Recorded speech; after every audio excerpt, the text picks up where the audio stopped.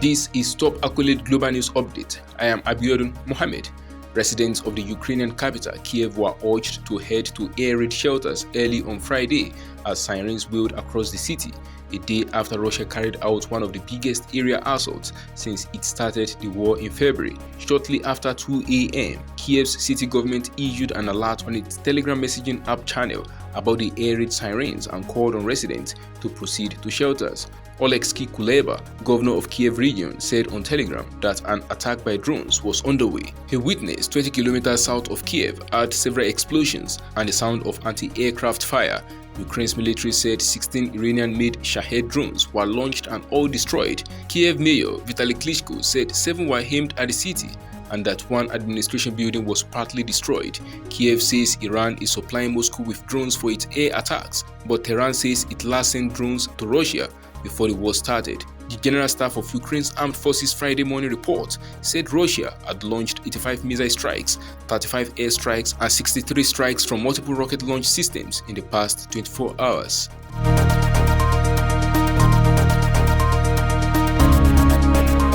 A Chinese fighter jet flew within 6 meters of a United States Air Force surveillance plane over the hotly contested South China Sea earlier this month, the US military said on Thursday.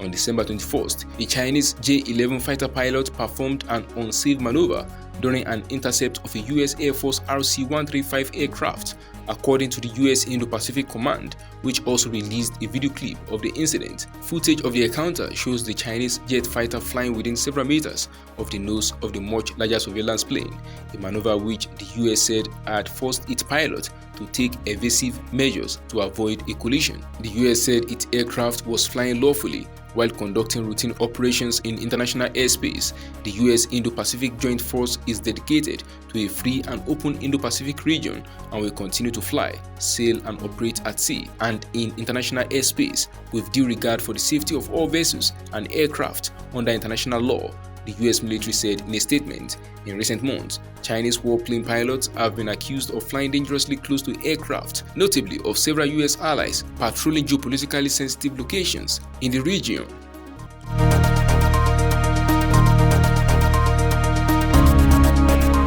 Russia's top diplomat in New Delhi traded barbs with a senior Indian politician on Twitter late on Thursday over the death of a Russian oligarch once reportedly critical of the Ukraine war, in a rare public spat involving Moscow and the country it views as a friend. Pavel Antov, a billionaire sausage magnate, was found dead outside his hotel in the eastern Indian state of Odisha last weekend. Indian police are investigating the death, which followed 2 days after another person traveling with Antov died.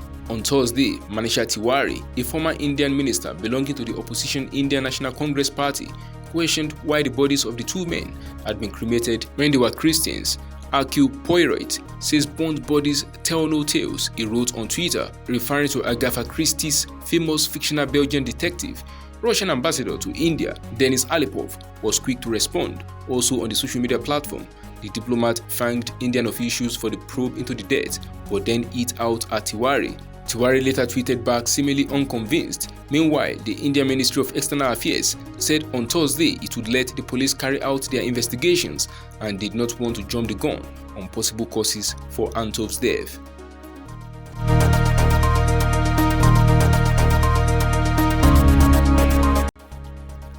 Eritrean soldiers who fought in support of Ethiopia's federal government during its 2-year civil war in the northern Tigray region have pulled out of the major towns of Shire and Axum and headed toward the border, 3 witnesses told newsmen. The withdrawals follow a November 2nd ceasefire signed by Ethiopia's government and Tigray regional forces that requires the removal of foreign troops from Tigray. Eritrea, however, was not a party to the deal, and its troops' ongoing presence in major Tigrayan population centers has raised questions about the durability of the accord. It was not immediately clear if the Eritrean troops were leaving Tigray entirely or just pulling back from certain towns. Eritrea's information minister, Yamin Gebremeskel, told Top Accolade News he could neither confirm nor deny the troops were withdrawing. Getachew Reda, a spokesperson for the Tigrayan forces, said Ethiopian National Security Advisor Redwan Hussein did not immediately respond to requests for comment on Friday.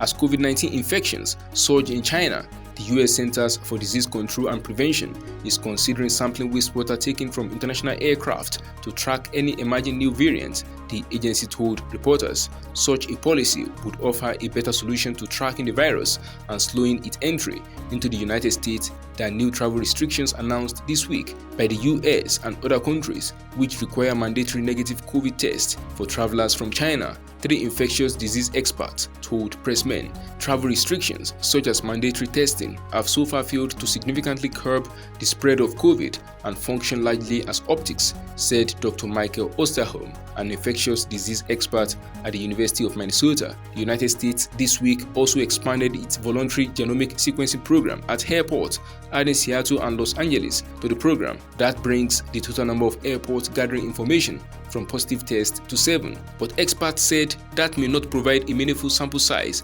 A better solution would be testing wastewater from airlines, which would offer a clearer picture of how the virus is mutating, given China's lack of data transparency, said Dr. Eric Topol, a genomics expert and director of the Scripps Research Translational Institute in La Jolla, California. That is the Science for Top Accolade Global News Updates. You can follow us on our social media platforms as displayed